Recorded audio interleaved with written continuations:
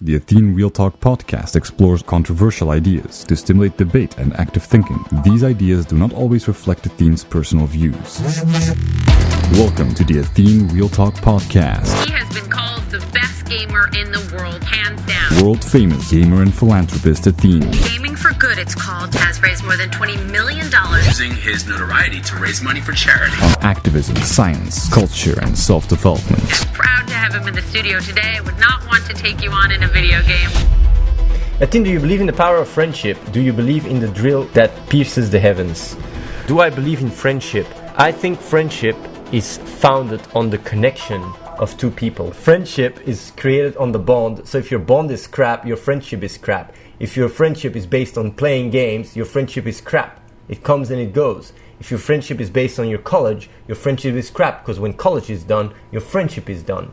So what is the strongest bond in a friendship? It's the right action, your own purpose, your goal. So if your bond with your friendship is your purpose and his purpose, to move forward and do it together, then your friendship is infinitely valuable. It's extremely important. So that I value a lot. That's why I tell people the first thing after everything is set straight is to find mind-like people to create a strong friendship. But of course, friendship is not the most important thing. Your goals are more important. Just like when you go to college, it's not the college that is more important. It's not your friendship that is more important. It's what binds you that is more important. And that's why when the bond is gone, the friendship dissolves. So what binds you is more important than the friendship. A lot of people don't realize that. And then they get in situations where their friends leave them and they don't talk to them or whatever. And they go like, oh, this or that. You gotta know what the mechanics are before you get into something. There is no such thing as unconditional. Sometimes people love to say unconditional this, unconditional that. Maybe the only thing that helps you unconditional is maybe your parents towards their children. But in friendship, if you think unconditional, you're gonna have a hard time. I went through it. I speak out of experience. Frank K98, Athene, how to avoid procrastination? Are there any neuroscience brain hacks? Yes, there is one. There is actually a brain hack. Let me tell you something. If you understand the brain thoroughly, then you understand your potential, and you also understand that your environment is a very big part of what you do. And the problem with procrastination is not so much the procrastination itself. It is your inability to work with choice. Let's say, for example, your mom says, do the dishes. You go like, fuck this shit, I'm not doing it. She takes a gun, like a shotgun, says, do the dishes now, bitch. Then you're gonna run, do the dishes as if your life is depending on it. And that is the thing. Your mom didn't do anything. She just took away the choice. Crazy thing is, you have the ability to do that yourself. And that's how I go through life. I go through life with a gun on my head. And every time when I have to make a choice, I don't feel like I have a choice. Because that gun on my head is the one that is being held to all those people that don't have a choice and would love to switch with me. And it's not because I have the privilege of choice that I suddenly have to become a slacker. It makes no sense. And that's why I am hardcore, like crazy. Even though I'm lazy and would also love to procrastinate, I don't have the choice. It doesn't make sense that because I have a choice, I would slack more, be less happy, and even in a situation where I'm more privileged. I said that a lot already, but that's really how I deal with stuff. And the thing is, some people say like, this is crazy, how does that work? It's reality. There's literally no difference between you sitting right there on your PC and a kid dying now on the street in Africa. There is no difference. If you were born there, and you were unlucky to be born there, that would be you. Humida, should I use that though when I can't be bothered to go to the gym? Yeah, sure. Think about it like this. And I've said this already many times during live streams, during real talks. I have a lot of people come to me and say, Athene, you make me so proud. You have the ability to sell out, make so much money, live such a great life, but yet you choose to live a humble life and you work so hard. You work so hard. How do you do it? I went to Save the Children offices. So many people came to me to ask that. How do you do it? I didn't explain them how I do it, but sometimes when I'm in a situation, I would love to say that there is no difference between me and a Chinese miner that is taking care of their kids, and I don't experience being a hero at all. I don't feel like I'm a hero or heroic. I'm privileged to do what I can do. I can turn my passion into a living. I have you guys watching me, giving me the opportunity to do what I can do. I can every day wake up and do what I'm passionate about. I'm more privileged than anyone else. And that miner, the Chinese miner that's taking care of his kids, working 16 hours, he would immediately trade his life with mine. Immediately. That guy is not seen as a hero. So it's perception, it's social conditioning. I'm not a hero at all. I'm actually very lucky. And that is how I look at the world. I don't look at myself as heroic or whatever. I just look at myself as someone that is very, very lucky, very privileged to be able to where I am. And if a miner can be hardcore in China because he's taking care of his kids and he has no choice, then why would I start slacking having that choice? Do I don't have the mental ability to overcome choice? Of course. And that's what they call choiceless awareness. You can actually Google up, I have a choiceless awareness. That's why I don't experience any dizziness. I just work all day. Cat Groove says, Athene, the problem is not realizing the gun analogy, but actually learning it and ingraining it into your thinking. People can hear you say those things all day and they understand the concept, but if they don't fully internalize it, they can never use it. Yeah, it's awareness. They just lack awareness. But still, it does help some people. You don't go from one day to another into a saint or a wise person or whatever you want to call it. It takes time to grow into it, and that's why I'm repeating this stuff, because as you are more aware, you get more and more properties that help you to take control and really be free. Because right now, most of you guys aren't free. You guys are just slaves of social conditioning and society. You guys probably haven't even made one choice in your life, one real choice. Most of you guys just lived the life in an impulsive way, not questioning where those patterns and social conditioning comes from, and just being a brainless, entertaining zombie. Going to job, doing your stuff, not even knowing what the fuck you're doing. And that's why so many people are depressed. Society sucks. And you all are victims of it. Worst Schnita says, Athene, can you explain why life is not about being happy? I can't find the broadcast where you explain it right now. It's actually a very complicated explanation, but basically happiness is a consequence of the state your mind is in. If you have a state in which you are at peace and all the neural networks are resonating with each other, then automatically as a result you're in the now and you feel happy. It's a result being fulfilled. So if you have a certain belief system about wanting to be happy and you aim for it, you're basically taking the result of a stable mindset and you're making that part of your brain and a neural circuit. And since that just doesn't make sense, it will cause a lot of dissonance and therefore it will go against your happiness. The best way to be happy is by being consequent and living a life with purpose. And sometimes that goes even against your idea and belief what would make you happy. But yet still you'd be more fulfilled as a person. And happiness is not even so relevant in that regards. Happiness is biologically or evolutionary there because it's just a consequence of being at ease, being at peace. And if you start switching it around, you're basically going against your own nature. You're basically going against what you are. Meet You Forever says, Athene, why do you think we are so confused? I mean, most of the people, including myself, find it hard to find out what they have to do with their lives. Or even if they know how to achieve their purpose, like getting rich, for example. Meet You Forever, it's because you've never learned to think for yourself.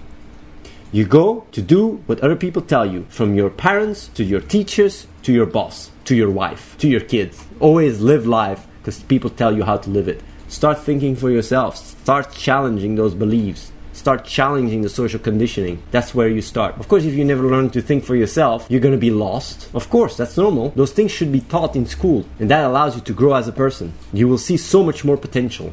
Chippy1337 says, now you tell me how to live my life, Athene. I'm confused what to believe now. Yes, you have to live your life. You have to live a life that makes sense. If you think about it, and you take the time to think about it, you will come to the same conclusions as I did. Of course you have to live your life. You have to challenge beliefs, be open-minded, be constructive, reach for your potential, grow as a person, and automatically you're going to live a more purposeful life. That's more in line with what you are. And as you start exploring yourself and understanding more who you are, you will automatically grow as a person. You will automatically be better, nicer to others. Try to contribute. Lord of Terror says, Athene, I want to change the world, but it's discouraging that knowing that no matter how hard I do, the world will stay unfixed no matter how much I accomplish, because there's a lot of problems in huge size. I can save triple as much children as you, and the core issue will still be unresolved. What do you have to say to that? My idea of utopia is that what I want to do with my life, bullshit luxury people in non-poor countries go through, but not have things like world hunger. As far I'm concerned, if there were no third world countries, we would be in utopia. The problem is that you always have to look at what you can do rather than at the world problems. Because even if you look at the world problems and you could solve the world problems tomorrow, then you could see the world problems as just part of planet Earth, right? And you could look at the universe and go like, in the universe, in the grand scheme of things, if you look at the billions, 13 billions year of the universe existing, we are nothing. What are you? If you look at documentaries about space, we're not even a dot. So even why care? The thing is, it's not about putting yourself in a situation where you feel like your actions are redundant. The key is to put yourself in a situation where your actions matter. And depending in which situation you are, you can have your actions matter more or less. And by doing this collectively, you will make a difference. Imagine your body. Let's me just talk about your body, because your body is also a superorganism. You are also part of a superorganism. Society is a superorganism. But look at your body. Let's say your cells. They go like, you have a virus. One cell goes like, yeah, I can only kill a few viruses. I'm not going to be able to kill all viruses. Fuck this shit. I'm not going to start working. I'm just going to do my shit. You would die. It's about the collective effort. And since there's so little people, so little cells fighting cancer, you're even more important in that body. That's called the superorganism of society. You're even more important. Your actions are even more needed. And it's not about fixing world hunger tomorrow. It's by step moving forward. That's what it's about. Look at me. I also started small, and I'm still small, but I'm inspiring. I'm causing ripple effects, and that on itself is what matters. Don't lose yourself in the complexity of issues, because that is your own handicap and only your own handicap. It's an intellectual obstacle. It's a belief obstacle. It's not a real obstacle. Because I'm telling you, if it was your own little sister or your own little brother that you were saving, you wouldn't talk about it like that. You would say every single one of them matters, and the bigger picture would not affect you. It's an emotional reaction. It's not a rational one. Bernie Boyle says, Athene, you have no retirement plan for yourself, which is fine, but shouldn't you encourage people who work with you to save for retirement future? No. I think saving up for the future and retirement as a 20-year-old is just bollocks, and it's one big fucking joke. I think it's laughable. I really think it's laughable. I mean, it's the start of your life. You can worry about that shit when you're older. I'm more in a position where I should worry about it than they are. It's the start of their life. Let them be free. Let them try out and see what they can do. All those fears and all those stupid ideas don't help people move forward. Don't help people to think for themselves. And honestly, save up for your retirement. Most people just go work and spend all their money on stupid, useless shit or get into debt. So in that regard, they're already way ahead of so many other people, because they don't have debt. I think the idea of the future and the parents scaring you about your future is absolutely insane. It doesn't make sense. Look at Greece. How many people will lose all their money in Greece? The entire system is collapsing there.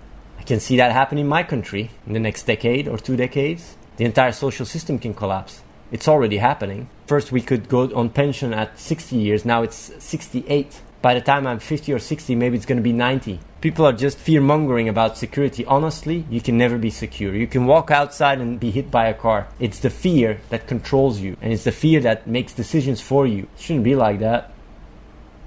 Fuan says, Athene, what do you think about the state of the world is in at the moment, and do you see it going worse in the near future if people don't act? Fuan, I want to tell you something, and this is not just to you, it's to everybody watching the stream. When we go through life, we always feel like we have it worse than the people that came before us. But the truth is that we live in the best society until this point, with the least criminality, the least war, the least terror, the least misery. Do you understand that? Factual, we live in the most safe world that we ever lived in the best world ever. We're moving forward, and that trend is gonna keep going. And it's easy to look at the world and say like, oh, it is shit and this and that. But that's not because the world is shit and all that shit. Because you're just ignorant. You don't see things in the grand scheme. We've come a long way. If you look at the Middle Ages and you look at now, we've come a long way. A lot of progress has been made. Fuana, are we really? Yeah, just Google it. It's not secret. It's all over the place. You can Google it. We live in the best time in our lives right now. The best time in history is now. The best time in history. Actually, tomorrow it's tomorrow. EQZ45 says 3 terror attacks in the EU this week. I'm really glad you brought that up, and let me tell you why. That really just shows how ignorant people are, because the amount of people that died in those terror attacks is nothing compared to the amount of kids that are dying daily because of malnourishment or whatever. It's because the media puts a very big magnifying glass to the problems, and you're conditioned to have fear. But honestly, it's a joke. Same with ISIS. So many people go like, ISIS, ISIS. There's more people being decapitated in Mexico than ISIS has decapitated. It's all perception. It is all perception. It's all in the media, and then suddenly it's big. You experience it big, like, whoa, whoa, whoa. There's more people that die from alcohol in the US than from the WTC towers every year. You have to ask yourself the question, like, where are our priorities? It's all fear-mongering and manipulation and control. That's what it is. You guys gotta watch Mr. Robot. At least that's something they try to communicate. It's like people have to be very, very aware about those things. You're being controlled, you're being manipulated, you're being played, you're being a puppet. And then you have people coming saying like, hey, I want to join the Navy to protect my country. You must be very, very narrow-minded to do that. And I would really advise you not to do so. You're not fighting wars to bring peace in other countries. You're fighting wars because there is an interest. There's an agenda. And most of the time, that's money. Control, power, money. That's it. You didn't think you went to Iraq for toppling off Saddam Hussein, right? Or weapons of mass destruction. It was all about oil, power, and control. That's it. There's a lot of things at play. Oracle says, Athene, how can I get better to express myself? I think it's something you learn by talking and thinking, being aware. The best example is when I started working on Athene's theory of everything, I was extremely bad at writing. Literally extremely bad. I couldn't write a normal sentence. It was completely fucked. But because Athene's theory of everything was so important, I put so much time, like literally half a year, I was hardcore writing the actual text that Reese reads during the documentary. And I became so good at writing in English. I became extremely good. You can ask Reese. When I write emails for CEOs or whatever, they are so well written. It's unbelievable. And I used to suck at it. So by trying and really pushing myself, I became really good at writing, even though I sucked at it. So the same applies to expression. If you practice and you really try, you will get better at it. I was much worse at real talk when I started, but I got better at it. You just get better at communication depending on how you communicate. It's experience. Shipsy Athene, how do I unlock the strongest version of myself? Well, strongest is, I don't know if strongest is the best word, maybe best. How do you unlock the best version of yourself? You don't unlock it. It's there. The best version of yourself is right in front of you. Well, it's like right inside of you. You just have to become it.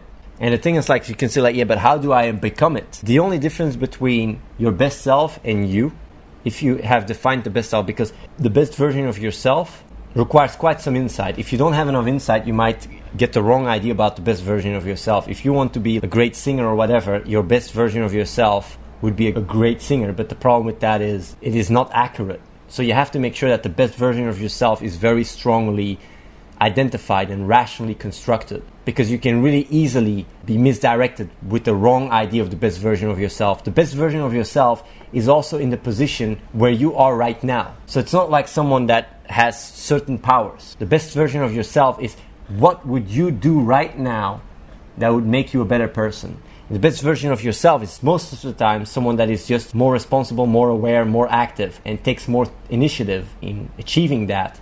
And if you, for example, don't want to eat sugar anymore, then the best version of yourself is right there in front of you. You can immediately do that. From one moment to another, you can stop eating sugar, refined sugar. Let's say the best version of yourself goes to bed on time. You can also immediately do that. So the best version of yourself is really in reach for everyone. If you lost a leg and the best version of yourself has 2 legs, that is not accurate. It's not an accurate version of defining the best version of yourself. The best version of yourself is very spontaneous. It's in the moment. It's what you can do and who you can be right now. And you can at any time be the best version of yourself. And by doing so, every single moment, you grow as a person. And what you can become potentially doesn't matter. The destination is not what matters. It's the journey that matters. And at any single moment, you can be the best version of yourself within that journey. At any moment. Right now, every single person in the chat can be the best version of themselves. You just have to take action. It's right in front of you. Just do it. Yesterday you said tomorrow, just do it. Well, basically the reason why that became a meme is because that's what it is. You can just be the best version of yourself right now. You don't want to eat fast food anymore, just do that. Just do it. You can be the best version of yourself right now. And the thing is, like, there's a lot of things, because the first thing that I would think of if I would see me say this stuff is like, oh, so basically the best version of yourself is defined through knowledge. Yes, it is. The best version of yourself is completely defined by knowledge, because knowledge allows you to upgrade yourself. So if you start realizing like, oh, meditation can help me to be more sharper, stopping eating refined sugar, exercise, being mindful, so being a lot self-aware, all those things you can start doing. You can start doing them right now. Subscribe to youtube.com/AtheneWins. Watch the live stream at twitch.tv/AtheneLive and follow The Real Athene on Snapchat.